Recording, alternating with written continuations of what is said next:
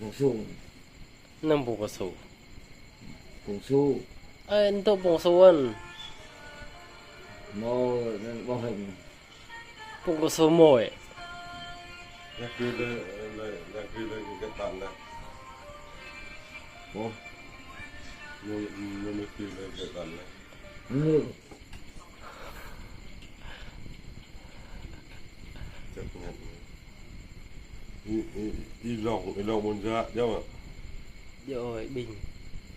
món này mua quý ra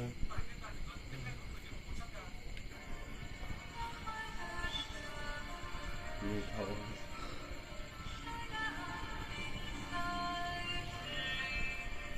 giống vợ đã gửi cho bạn nơi mà kết bạn chấp nhận nó số nhất review rồi khó để